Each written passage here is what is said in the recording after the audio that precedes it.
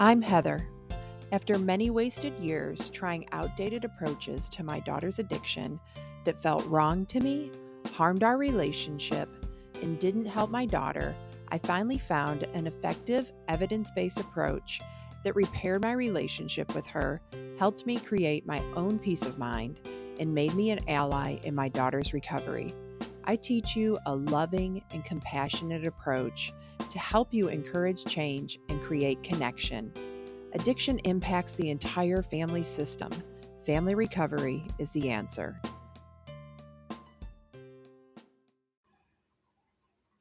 Happy 2024. I'm starting off the year with a new episode. I haven't recorded an introduction to a guest episode in quite a while, but there's some things that I wanted to share about this episode, and I also wanted to give you an update and share some of my plans with the podcast so you know what to expect. First, I wanted to let you know that I'm going to start doing podcast episodes again, and I'm going to have some guests, but I want to do some more solo episodes. I did not plan on taking a break in November and December, but one day I was preparing an episode to release it, and it felt like I had been doing episodes just to do them. Like I was just on this hamster wheel and I was following the podcast instead of leading it. And as I thought about the trajectory that I wanted the podcast to take versus the one that it was on, I realized that I just wanted to make some changes because in my grief recovery over the last 2 years, I was doing things a little bit differently than I had when I started. In the beginning of the podcast, I shared all of my life experience. Like if you listen from the beginning of the episodes, it follows what's happening in my life in real time. What I was going through with Helena, what I was learning, how I was connecting with her. I shared my experience through breast cancer, that journey. And initially, I shared my grief about Helena passing away. But at some point, I just started getting overwhelmed by my grief, and it got like I was just too in the middle of it to be completely open about it or really even talk much about it. And so I just started sharing less and less about myself and what I was experiencing. And that's one of the reasons that I started having more guest episodes and sharing their experiences because I didn't want to have to share my own. But that day that I had that realization about the podcast needing to, or me wanting to change it a little, I had all these great ideas for episodes that I wanted to make by myself, and I started them, and then I didn't finish any of them. I guess that I just needed a little more time. So, this episode introduction is the beginning of me sharing my experience again. And it's just a small share, but it's a start in that direction. So be looking for some episodes toward the end of January or the beginning of February. I just hired a VA, so we're going to be doing some behind the scenes work preparing for the next time that my group coaching program opens again in February.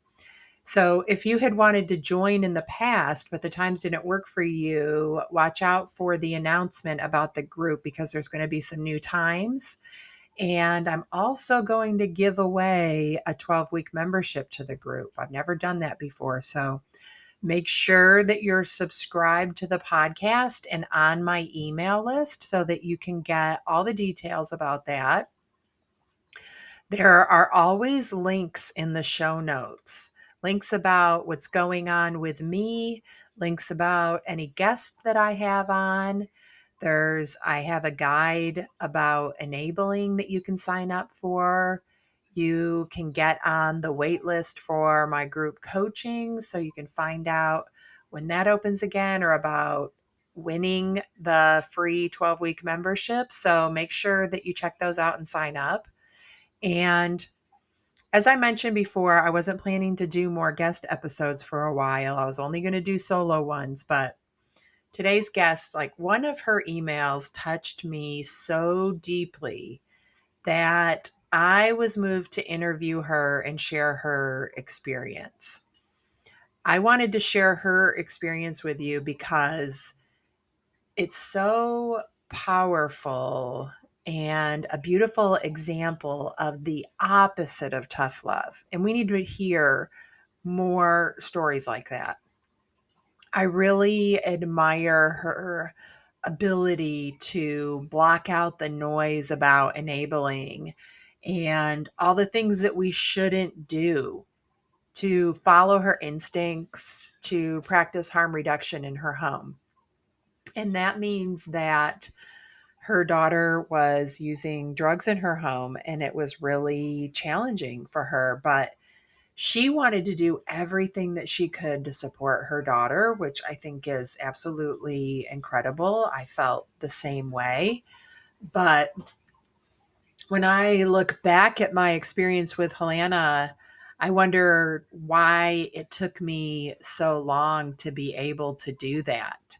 Like, why did it take me so long to override my fears of enabling? Why didn't I let my daughter live with me for a long time? And I'm not going to go into answering all of those questions today. That's another episode in itself. But I'm sharing with you that I had those thoughts because if I had them, that means that you might have them too. And when questions like that come up for me, I have a lot of self compassion for my unique journey. And I just want to ask you to give yourself that same compassion. The last thing I want is for anybody to shame themselves for not being able to have their child live with them while they're actively using substances. Everybody's experience is unique. And for some families, it just doesn't work for many different reasons. And if that's the case for you, there is still so much for you to learn from this episode. It can serve as a bolster for reassuring yourself about the importance of kindness, compassion, and maintaining a beautiful, loving connection with your child. So, I urge you to listen to this episode looking for ways you can implement these new perceptions and ways of being. Even if your child doesn't live with you, don't let the differences in your experience block you from taking some beautiful nuggets of wisdom from this episode. So, I hope you enjoy the episode. Make sure you sign up for my email list and look for Kathleen's information in the show notes as well. So today's guest is Kathleen Cochran, and she is the founder of Moms for All Paths to Recovery, which is a large Facebook group dedicated to education and evidence-based policy and practice in the field of addiction. She is a wife to her husband, Joe, of 34 years, the mother to 3 children, Ian, Molly, and Joey, and the proud grandmother to a 3-year-old grandson, Luca. Kathleen has been walking alongside her middle child, Molly, for 18 years of problematic drug and alcohol use. She and her daughter and grandson recently told a bit of their story in a documentary produced by the Partnership to End Addiction, an organization she also volunteers for as a peer coach to other families. The documentary, entitled Untreated and Unheard, can be viewed on Pluto, Peacock, or YouTube. Kathleen strongly advocates for harm reduction and is passionate about helping other mothers. She is fully trained in the Invitation to Change approach through the Center for Motivation and Change by Doctors Carrie Wilkins, Ken Carpenter, and Jeff Foote, the authors of the book Beyond Addiction. Kathleen and her family live on the central coast of California, where she manages a dude ranch. So thank you so much for being here today, Kathleen. You're welcome. Thank you for inviting me. So let's just start with you introducing yourself and sharing a few things about your story that are important to share, and then we'll just go into some questions. Okay. Well, I'm a mom. I didn't really realize this to be true, but there's a quote that goes something like, every mother that has a child that uses drugs or alcohol problematically is a harm reductionist just waiting for someone to train her. So I think I've always practiced harm reduction because that's what mothers do. And harm reduction in every form from the minute that they were born, from putting them in car seats and having them wear helmets when they're riding their bicycles. And I mean, I could go on and on. We all could. And then suddenly, at some point in this journey early on, I was told that no, you're not a harm reductionist, you're an enabler. And you are horribly codependent. And you are the problem. In fact, your actions are going to kill your daughter. And how are you going to feel about that? I was like, well, wait, what? How could I have spent my whole life taking care of her? And suddenly I'm not allowed to do that. And so I bought into that for a while, just always going against what I really thought. And there is not one mother that can tell me any different. Now, my story is just my story and how I mother my child who is ill. I should back up and say my daughter is doing great. I have a grandson. So I'm talking really about a lot about the past. But this kind of took me down this road of investigation. And where did all this information come from? And how old was this information? And was there any science behind it? And I just started to research, and the kind of everything opened up to me. And now I believe your mother's heart, your instincts, mothers know what to do. I mean, they might need tools, which is why I'm a proponent of craft and the invitation to change. They need tools. We are not powerless. I don't care what anyone has told you. We have a lot of power over our children if we have a great relationship with them, even when they're sick, even when they're sick. And I also know, being on this journey for so long, 18 years, that what works for one person doesn't always work for the other. And there is no one way to do it. We are dealing with individuals, and we're dealing with people, with our children that need a healthcare approach. And that's our job. I spent my daughter's entire life telling her it was my job to keep her safe. I would say those words over and over again when she was little, when she was scared, when I had to tell her she couldn't do something because it was dangerous. I told her it's my job to keep you safe. And so that has been really my recent journey. Recent meaning probably the last 7 years. And really the reason why I decided to start my own Facebook group, which is not a support group, but an information group. Here's all the information, evidence-based articles, doing lives, talking to professionals. Here, I'm going to cue it all up to you, and you take what works for you. And maybe you try one thing and that doesn't work. That doesn't mean it doesn't work for everybody. It just didn't work for you and your child. So then you try something else. That's what I did. And just like any mother, I went to extremes to help my daughter, including taking her to a foreign country. I mean, if your child had cancer or some other life-threatening disorder or disease, you would do whatever you could to find out what's the latest, what's the greatest, what's the right. And so that's just been my approach. Yeah. Well, I agree with so much of what you just said, but I love you started with I'm a mom. And I just thought those 3 words say a lot. And then you went into talking about what that really means. And I love that you shared about that, because I think that because of the way we're called enablers and codependent and all of these other things, it becomes like a point of shame, that desire that we have to take care of our kids. And And we're going to talk about that more later. But I learned about your group from one of my clients, actually.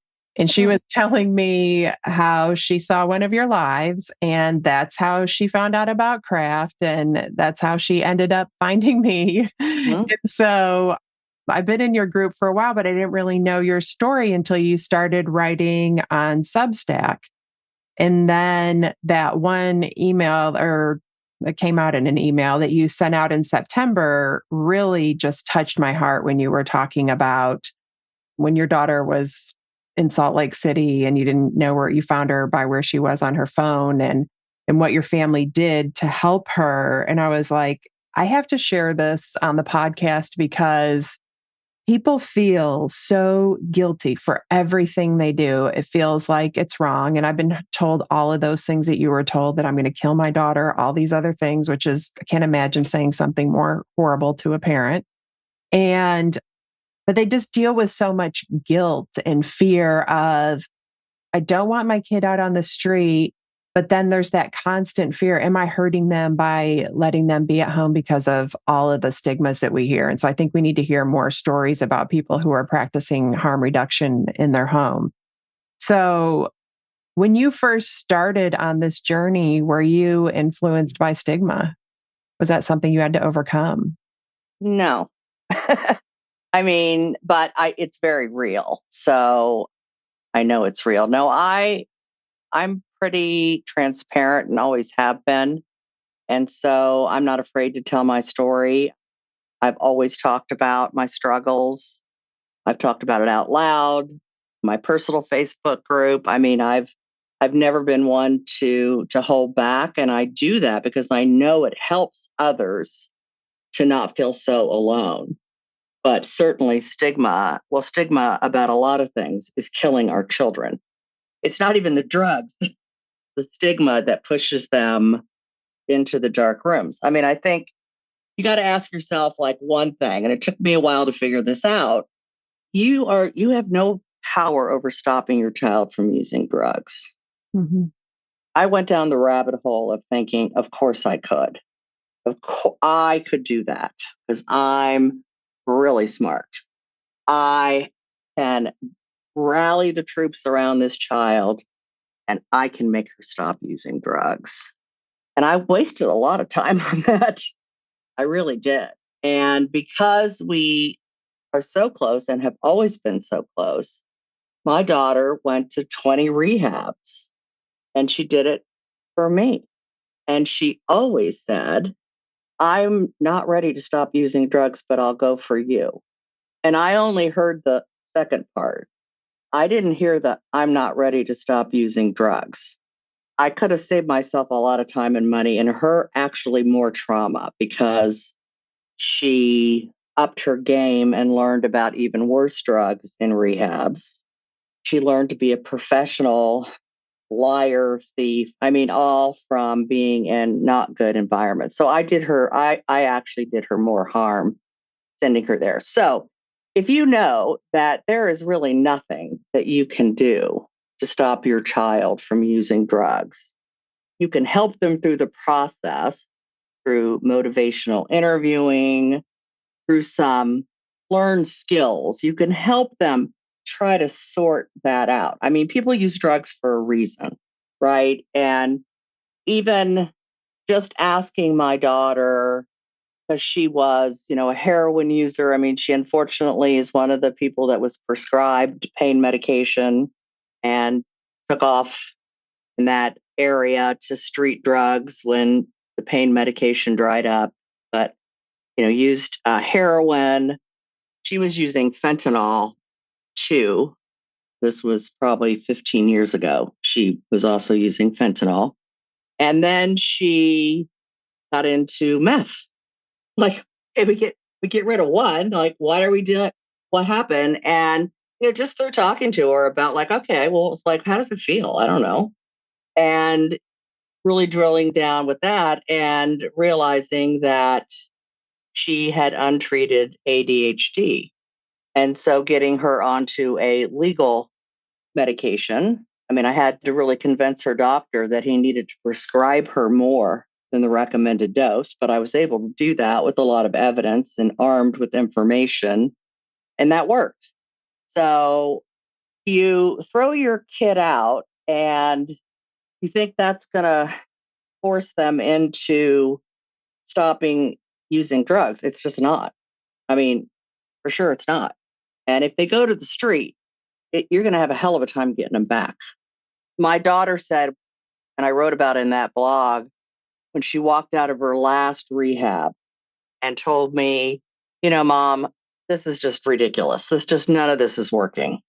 And you keep finding these places and spending money on me, and it just doesn't work. And I'm just going to go be with my people. I just need to be around like-minded people. And I knew that she was going to go to a park and where people that use drugs and alcohol lived in encampments or hung out. And she was going to be really happy there. I really got that. And that's when I just executed my entire family and they all came running and we got her out of there. But I get that. I mean, here, your own family isn't going to love you if you're using drugs. You can't come back here. You can't live in our home if you use drugs. Okay, well, where am I going to live? You can't get better on the streets. You can't get better if you're unsheltered. And I know there's lots of reasons why people can't have their kids living in their home. I mean, I completely understand that. And I would never judge another mother anyway, because I've been judged and shamed for so long. But I would sure try to encourage, okay, well, let's just think outside of the box. What can we do? At one point, when my daughter was using heavy duty into heroin and her younger brother was still at home, I'm like, you just can't be shooting up in the room next door to your brother. That's unacceptable. And she's like, well, okay, fine, I'll leave. And I was like, no. I went out and bought her a tent and I pitched her tent in the backyard of my house. And that's where she came home to every night. And, there was a couple of issues where she brought someone home, someone with her, and we had to kind of go through reestablishing those boundaries. But that's where she stayed for a while until she got more stabilized and until her brother went off to college. And we would let her in to have dinner and take a shower and be engaged, but she had a safe place to come home to at night when it's really dangerous. Mm-hmm. I mean, people on the streets use drugs 24/7 because they need to stay up at night, particularly women. And my daughter I think she's a beautiful girl and could easily be taken advantage of. And of course, she was many times throughout this journey, but I didn't need to add on to that. So, I've had my daughter living in my house while she's actively using. And this is before a baby. This is before she really just decided that she didn't want to do any of that anymore. She kind of outgrew it, which a lot of people do. There are more people living in recovery than not, millions. And millions of them never went to a rehab ever once. They just grew out of it. So I think that's kind of what happened with my daughter. But when she was using, we're like, all right, let's set up a place for you to use. I know when I say this and people are going to be listening to me, they're going to be like, are you out of your mind? Was any of this easy for me? No. It's the hardest thing, Heather, I've ever done. I had to watch my child in so much pain and watch her try to relieve her pain through something I knew eventually could kill her. And that was the hard. I can't think of anything I've ever done and her father has ever done that was harder than that. But there would be no chance for her to be a mother, to have a baby, to choose to be living a life in recovery if she was dead. Yeah. And so I just decided that I was going to do, and that changed. I think that's the thing people don't get, like giving money. Sometimes I gave money. Sometimes I didn't give money. It kind of depended on where I was at.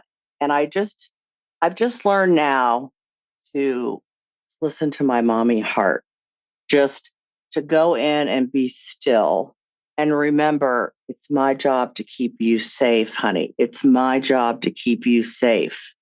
And eventually she learned, I felt pretty comfortable with her being by herself using because she had all the tools, including calling a hotline to make sure that she wasn't responding, that emergency services could be dispatched. I felt like this sounds crazy, but like she was a really responsible drug user. And then we were able to have conversations about, because her use generally turned into being chaotic. And I would be able to say, yeah, I mean, like you start off not using that much, but I mean, can't seem to control it. Yeah, no, I can't. Okay, so let's brainstorm some ways that maybe you could reduce your use. And so we would have really good conversations. And she went from injecting to smoking. She, changed up her routine, like how there's so much about the whole routine of what drug users do that feels really comforting to them. So instead of doing this, why don't you think about doing that? And then she would change it up a little bit. And we were able to have those kinds of real conversations about her health, her state of mind. But my love and her living with her family was not conditional on her being sober. Yeah, there's so much good stuff in there. That one thing I was thinking about was her being in a stable environment and the importance of that. And that's when my daughter ended up wanting to get into recovery, was because she had been in a stable environment for like 6 months, even though she was using drugs in this environment, but she was safe there and pretty well taken care of. And she couldn't go back to living the way that she had been living before that. And Mhm. so that stability actually gave her the desire to want to get into recovery, which is completely the opposite of what you hear, like you were just talking about. Like we hear that it has to be really, really bad for them to Mhm. want to get into recovery. And I love that you say that your daughter just grew it, and that, but it took a lot of patience on your part. And I think that that's that pain that maybe you could talk a little bit more about how you managed dealing with that pain of watching her struggle, because I think that's what so many parents really struggle with. And they want their kids at home, but there is such a struggle with inside of them about watching their kids and feeling wrong, even though they know it's the right thing to do. There's just that Mhm. constant voice. You should be doing something different. There's a lot of symptoms that are super nasty and ugly and horrible that comes along with chaotic drug or alcohol use. Those come out of our child's mouth where they say horrible, horrible, horrible, like the worst thing that anyone could ever say to you kind of stuff. They lie, they steal, they manipulate. And when you've got that in your face the whole time, you immediately just, how dare you speak to me this way? You're stealing everything, get the hell out. I just always kept reminding myself that those are all just the symptoms. And oh, by the way, they're the same symptoms for anyone in this situation. They all do the same thing, all of them. So, how can I set myself up living with my child to where I can manage these symptoms? Like, as an example, I had everything locked up. I had locks on all of my doors to my bedroom. And I remember my sister once saying to me, how can you live like this? And I go, well, I mean, I go think about it this way. If your child was in a wheelchair, wouldn't you put ramps in your home? I mean, wouldn't you redesign your kitchen and your bathroom so they could get around with their wheelchair? I mean, that's kind of how I looked at it. And the ugly talk with some boundaries around that eventually went away. I just didn't engage. It sounds like you're really not in a good space right now because there's hateful things coming out of your mouth, honey. And I love you and I'm not going to listen to it. And I would just leave. I would walk away, hang up, end the conversation. And I did that enough and consistently enough that it stopped. Right. And before it stopped, Molly was able to always come back. I'm sorry, Mom, I shouldn't have said that. I just am so mad. I'm mad at myself. What are you mad at yourself about? I feel so much shame. Like, what's wrong with? And then we would just be able to have these really beautiful conversations about her pain and her trauma and trying to work through that and getting her to realize, oh, this is why I'm using a substance because this is popping up and this hurts. I don't like it. And it hurts so much, I can't deal with it. And this is the only thing that makes me feel better. Or I think this is the only thing that makes me feel better. So I just figured a way around it. And for some people, they just can't. They can't handle it. And I completely get that too. But there's other things. There's family. There's even cars. Like, have your kids sleep in a car before having them sleep on the street. There's like a million other things that you can try to do if you can't keep them in your home. But if you are in a position, I just look at it like if my kid had some just terrible disease that may kill them, I'm going to not have them in my house. Mm-hmm. Why? How is it any different? It's harder to deal with because the symptoms are super ugly. Mm-hmm. I think stigma too, though, right? Because there's all of the thoughts about putting up with the symptoms that we shouldn't have to, that we shouldn't put up with it. And I think that makes it that much harder for parents, right? Like, because I've had, my sister was doing like hospice for a friend and I watched this guy die of cancer and it was horrible, right? The mental wear and tear on watching this happen and the things that were going on and his loss of control, you know what I mean? All of that stuff, it was horrible. Mm-hmm. But that's what you do, right? You help the person through those things and you put yourself through the pain of that to help that person get through their last days. There's no stigma about doing that. And I think like there's all this stigma around the things that we have to put ourselves through when we want to do harm reduction in our home. Yeah, it's all self-inflicted. It has to do with values and morals.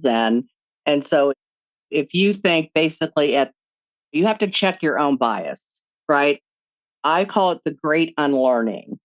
Yes. And I have forced myself to read and check my bias. And I'm like, oh, wow, man, I've been hanging around with that thought for a long while. At the very, very bottom of it, addiction, people don't think that those people are worthy, including us. We're not even conscious about it. No, I'm not going to have that in my house. That's not acceptable. Well, why? Why is that not acceptable? It's our own bias that sometimes we don't even realize that's been carried down by generation. Started with our parents and those people over there and we're just talking about sick people. Mm-hmm. That's all we're talking about. How could they be any different? If addiction is a disease, why is something like relapse punished? Right? If you had cancer and it went into remission and then it came back, would you punish that person? This is a medical healthcare issue, right? Yeah. That's just how I see it. And so reminding myself of that all the time and also giving myself grace because it's a lot to deal with. And I would say to Molly when I just wanted to scream because it's really my fear of her dying. Mm-hmm. And my pain of her pain, right? This is my child. You know how you can feel your own kid's pain. I was in it with her. I was sitting next to her in the dark feeling her pain, and I would need to have a break, and I would say to her, I have to bubble up. That was our little code word. Okay, mom. And then she would just like say, we're in the same house, right? And I would just go bubble up. And for me, that looked like isolating myself in my bedroom, maybe on my back patio, maybe doing some gardening, doing some reading. I'm a huge meditator, meditating more. And she would just send me little texts. How are you doing? Are you feeling any better? I would just go in and be still and like cuddle and hug myself and just reassure myself that I was doing the right things, that my daughter was alive. And then also, I think many people that were in my situation, are now our advocates are doing like what you're doing or what I'm doing in Facebook. And that is just keeping busy, right? And I'm passionate about getting people to think differently. They don't have to think like me, but at least read some stuff for crying out loud, right? At least educate yourself. You can do that, right? And you can check your biases at the door. At least do that. And that's how I've managed. Now, I mean, I have had so many imperfect moments. Like I've even told my daughter I hated her. I mean, like that's how crazy I got at one point. But just like her and her trying, I was able to correct that. No, I hate you in this minute, but I love you. And because hate and love are the same in the same power source, but I should have never said that to you. So can we start over? And she's done the same thing to me. So it's been, it's hard. People that have little kids that die of cancer. I mean, how do you deal with, I mean, there's all these things, right? And so we do the best we can with what we have, and what works for me may not work for somebody else. Yeah. But I don't ever turn away from it, Heather. I don't ever turn away from it. I go right through it. I just head right, I'm like that train going right into that tunnel. I'm just like lean in. I And like the that's worked thought for me. process, the specific examples you shared, because I think those will really help people apply what you're talking about in their own lives and take those things into consideration. And even like the example of saying, I hate you, but then how you repair that, right? And the honesty. I think that was part of the reason that you were able to work through things and to stay in that situation was because you were able to be honest, and that was okay. You weren't trying to deny how hard it was or your struggles. But you had also a way to deal with that as well. And I think when you brought up relapse, I was thinking about it's a problem because we assume they did something wrong. Yeah. uh, you could do everything right and still have a relapse. And it's the same thing like when you were with cancer. Like we just assume it's not the person's fault, right? We never question if they did something that caused their cancer to come back. But when it Yeah. comes to a relapse, we do that. Yeah. And they're both considered diseases. Mhm. Same with diabetes, right? We don't punish people for type 2 diabetes, which is generally caused by what you're eating, putting in your body. We don't shame them and throw them out. Like we're like, okay, let's put our arms around you. And then if they go off the deep end and eat a huge bag of chocolates and make themselves sick, we don't make them wait at the hospital. We don't have people searching them for drugs or being afraid to prescribe a drug because we think they're drug seeking. I mean, it's just so sad and maddening, really maddening. I think also we were talking about the honesty piece. And I mean, our kids are going to lie to us because they don't want to disappoint us. Mhm. And lying can get someone killed. I mean, there are so many people that overdose right in their parents' home, right down the hall from them, because their parents don't know that they're using. And so, I mean, having a relationship, regardless of whether your kid lives with you or not, and not judging that, and being able to say, look, I absolutely do not want you to use drugs. illicit drugs. I'm scared they are going to kill you. I do not want you to use them. But if you're going to use them, and I know I can't stop you, only you can stop you. And that's what I hope for one day, that you will make that choice. You need to use them safely. And here are the tools. Here's what I've learned. Here's some handouts. Here's some equipment. Here's phone numbers. And opening up that line of communication, it could save your kid's life. For sure. Like when my daughter was actively using, I was circling, right? I was circling. I would check in at night. I was tending to her when I knew she was in a chaotic stage and that she could just go to sleep and never wake up. Mm-hmm. So I was circling. But even if you're not, you can still, without saying that you approve of this, you can clearly say, I absolutely do not. And here's why. Here's what's true for me. But I know I can't stop you. Only you can make that decision. And I'm going to be with you all the way. And you know what? Sometimes, I have friends whose kids, they probably won't ever stop doing drugs. And so then, this is on the extreme. How do you start into that radical acceptance? How do you make it not about, I'm not going to be happy until my kid stops using drugs, right? I'm going to be miserable and unhappy and telling you I can't do this anymore, making myself physically ill, doing substances myself. I can't be happy until, until you stop. How do we not attach that? Yes, that's what we would like. Of course, they're a kid, but how do I not attach my happiness factor to your sobriety?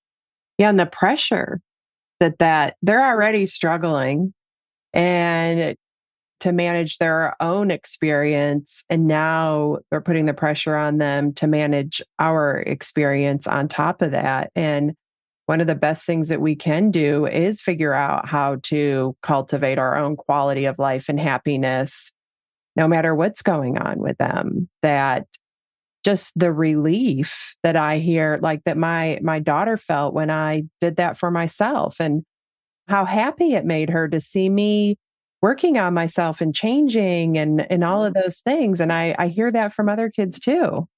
Yeah, I think that you could be the best chance for your child to recover just by being a good role model. Mm-hmm. Doing what you want them to do. Not what you want them to do, but being willing to look at your own past, look at the contribution, any negative contributions you may have unintentionally made in the relationship, finding your own purpose and being honest and sharing that journey and the good, the bad, and the ugly, all those parts.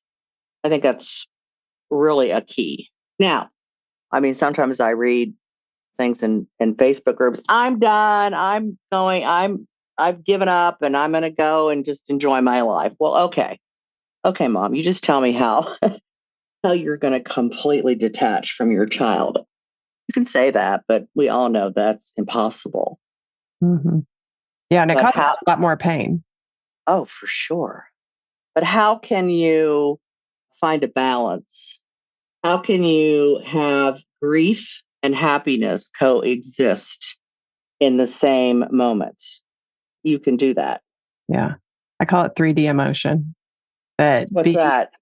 Well, that's just the name I made up for it when I started feeling it, that like, oh, I can't just experience sadness or grief. I can also experience joy at the same time. Like my daughter's always going to have this piece of my heart, but there's other things happening in the present moment where I can experience joy with the people that I'm with.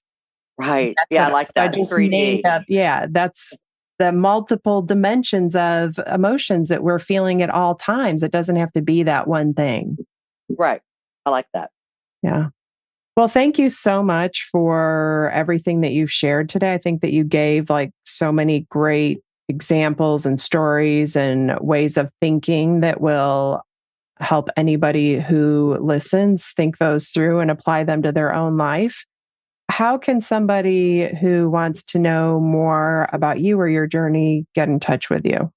Well, I'm on Facebook, so anybody can private message me. My Facebook group is Moms for All Paths to Recovery. And if you're not a member, you should be a member. I don't say so myself. It is not a support group. It's an educational group. But if things come up, questions come up, you're struggling with this harm reduction approach in my group, it's pretty big, but I have a lot of addiction professionals, psychiatrists, psychologists, nurse practitioners. I have clinic owners. I have probably all the top harm reduction organizations as part of my group. And I have people that use drugs in my group. I got the whole gamut. Very lovely with their time. And a lot of them will say things too. If a mom makes a post, a lot of them will say, gosh, I wish my mom was tried to educate herself. And so they'll spend time saying, okay, you think this is going on with your son, but here's really what might be going on. It's very valuable. So you can follow me and talk to me there. And then I also facilitate a Monday night support group meeting called Harm Reduction Works, and it's for parents. And I post the link to that meeting in my group. So if people do need support, you can join like-minded, mostly moms. I wish there were more dads, but a lot of moms. You can join every Monday night to have a voice where you don't feel stigmatized. Yeah, that's great. And I'll put the links to the Facebook group and your Substack and that video that I mentioned in the beginning. All that'll be in the show notes. So thank you so much for your time today. Thanks for being brave enough to talk to me and to bring this subject up, because I know it's very, very controversial. And as the name of my group says, there is no one path, and nobody should be judging anyone. Nobody should be giving any kind of advice other than this is what I did and it worked. And so let's just get back to being moms and taking care of our kids. Absolutely. Thank you. Thank you for listening to this episode. If you want to learn more about my work, go to heatherrosscoaching.com. If you want to help other parents who are struggling with a child's addiction, you can do it two different ways. First, you can share the podcast with them directly, or you can share it on your social media. Second, you can leave a review. Talk to you next week.